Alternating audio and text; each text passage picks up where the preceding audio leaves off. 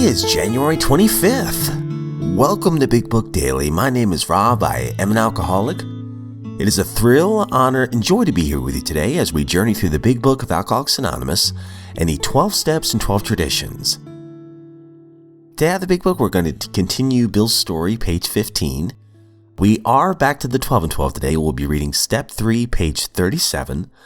And of course, we'll read the 24 hours a day and daily reflection. So with that, hope you all are doing well this morning, my friends. Happy Sunday. Life is good over here. I've got a giant cup of coffee in my Snoopy mug.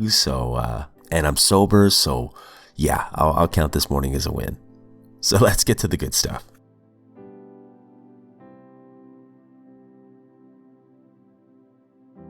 Okay, so if you recall from yesterday's reading in the Big Book, Bill ends up talking to Dr. Silkworth after he's worked most of the steps, and now he's trying to figure out how he can work with others at the hospital that Silkworth works at. So we are on page 15. My wife and I abandoned ourselves with enthusiasm to the idea of helping other alcoholics to a solution of their problems.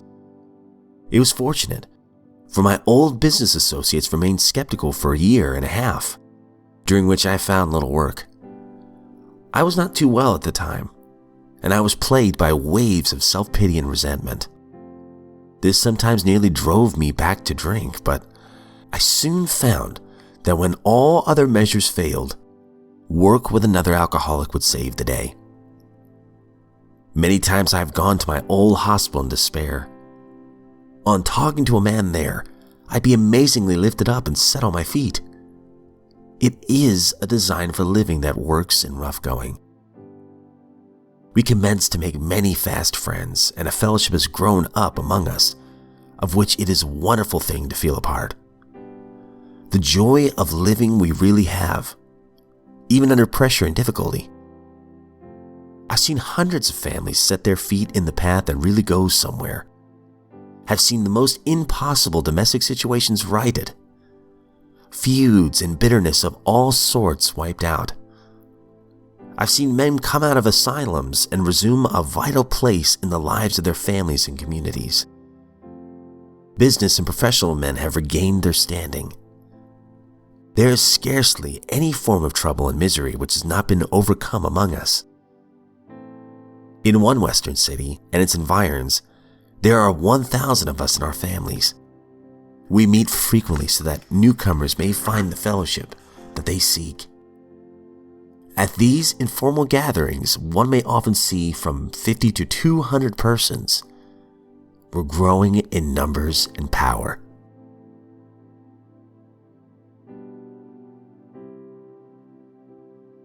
Out of the 12 and 12, we're on step 3. Made a decision to turn our will and our lives over to the care of God as we understood Him. Page 37. How persistently we claim the right to decide all by ourselves just what we shall think and just how we shall act. Oh yes, we'll weigh the pros and cons of every problem. We'll listen politely to those who would advise us, but all the decisions are to be ours alone. Nobody's going to meddle with our personal independence in such matters. Besides, we think there is no one we can surely trust. We are certain that our intelligence, backed by willpower, can rightly control our inner lives and guarantee us success in a world we live in. This brave philosophy, wherein each man plays God, sounds good in the speaking, but it still has to meet the acid test. How well does it actually work? One good look in the mirror ought to be answer enough for any alcoholic. Should his own image in the mirror be too awful to contemplate, and it usually is, he might first take a look at the results normal people are getting from self-sufficiency. Everywhere he sees people filled with anger and fear, society breaking up into warring fragments. Each fragment says to the others, "We're right and you're wrong." Every such pressure group, if it is strong enough, self-righteously imposes its will upon the rest. And everywhere the same thing is being done on an individual basis. The sum of all this mighty effort is less peace and less brotherhood than before. The philosophy of self-sufficiency is not paying off. Plainly enough, it is a bone-crushing juggernaut whose final achievement is ruin. Therefore, we who are alcoholics can consider ourselves fortunate indeed. Each of us has had his own near-fatal encounter with a juggernaut of self-will, and has suffered enough under its weight to be willing to look for something better. So it is by circumstance rather than by virtue that we've been driven to AA, have admitted defeat, have acquired the rudiments of faith, and now want to make a decision to turn our will and our lives over to a higher power.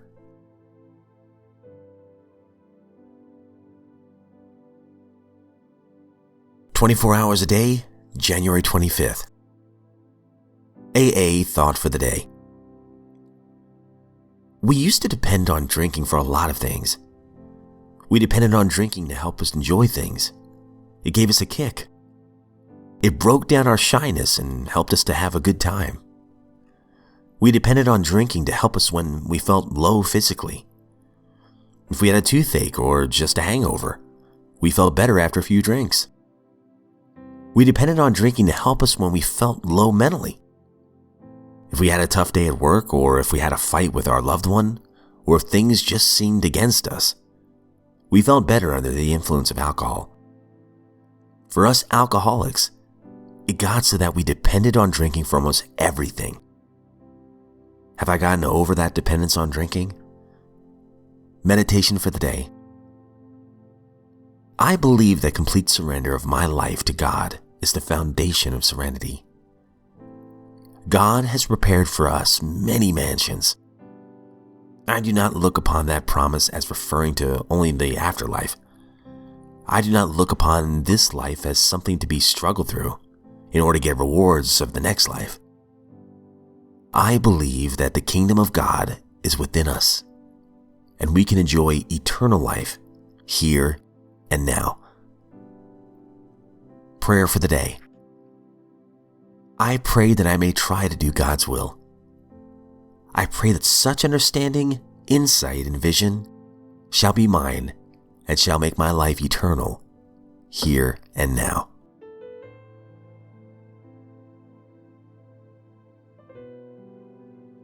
Daily Reflection, January 25th.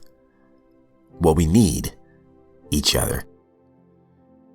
AA is really saying to every serious drinker, you are an AA member if you say so. Nobody can keep you out. 12 Steps and 12 Traditions, page 139. For years, whenever I reflected on Tradition 3, the only requirement for AA membership is a desire to stop drinking, I thought it valuable only to newcomers.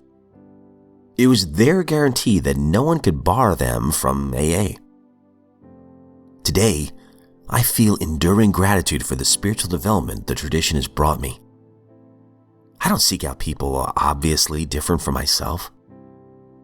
Tradition 3, concentrating on the one way I am similar to others, brought me to know and help every kind of alcoholic, just as they have helped me. Charlotte, the atheist, showed me higher standards of ethics and honor. Clay, of another race, taught me patience. Winslow, who is gay, led me by example into true compassion. Young Megan says that seeing me at meetings, sober 30 years, keeps her coming back. Tradition 3 ensured that we would get what we need, each other. Okay, my friends, that concludes today's reading, and some great stuff as always. It's always so hard to pick one, and I know we're getting up on time, so I better make it quick. But out of the big book, I love what Bill says here. You know, it wasn't all rainbows and sunshine when he was getting sober. It says right here on page 15, I was not too well at the time and was plagued by waves of self-pity and resentment. This sometimes nearly drove me back to drink. I still, in sobriety, can still at times get plagued by self-pity and resentment. And most of the time, I say 95% of my resentments are toward me and how I handled certain things. But what do I do when I get out of my head? Or if I want to get out of my head? There's a couple things I can try to do, at least that work for me. And one is to pray. To do that inventory and pray. And then 2 is to make any amends I need to make. Actually, before I even make those amends, sometimes I have to write my resentments out. And then that makes very clear the amends I need to make. So it's kind of like doing an inventory and then making the amends. And then I love this line from the Big Book, page 15. This sometimes nearly drove me back to drink, but I soon found out when all other measures failed, work with another alcoholic would save the day. Many times I've gone to my old hospital in despair. On talking to a man there, I would be amazingly lifted up and set on my feet. It is a design for living that works in rough going. Now, when I actually pray and take inventory, take stock, and make amends, whether they're direct or indirect, and I still feel funky, sure enough, when I reach out to somebody in need, or somebody I haven't heard from in a long time, whether they're in the program or whether they're not, and I just stop and talk with them for a few minutes. Getting outside of myself, because my brain can be a scary place to be, but getting outside of myself, I forget about me. That negative self-centeredness goes away because I'm forcing myself to listen to somebody else and try to be of service to somebody else and consider somebody else for once, you know? And hopefully by helping them, and they are helped, when I get off the phone or when I get back home from seeing that person, I feel better. I've heard many stories from people in the fellowships where they were this close to a relapse and they decided to help somebody else out.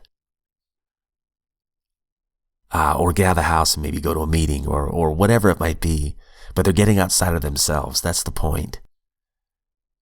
And before long, they're okay. There is something to that line on page 15. Great stuff. But my friends, that's all we have time for today. I hope you have a great one. Please know from the bottom of my heart that if you are sober today, you're a miracle. And if you're not sober, you're a miracle as well. And that you are worthy of recovery. I hope you hear me when I say that. So why not start today? You don't have to do it alone. And the first word in the steps is we. We're in this together. As always, please know that I don't speak on behalf of any organization or sect or anything like that. I'm just a friend in this lifeboat of recovery, and I'm grateful that I'm not alone in this lifeboat of recovery. So grateful for you guys. Grateful for the emails and all the support over the years. Grateful for your sober stories. It's awesome stuff. And it bolsters my faith hearing about your miracles. But if we are given another set of 24 hours, my friends, I sincerely hope to see you right back here tomorrow.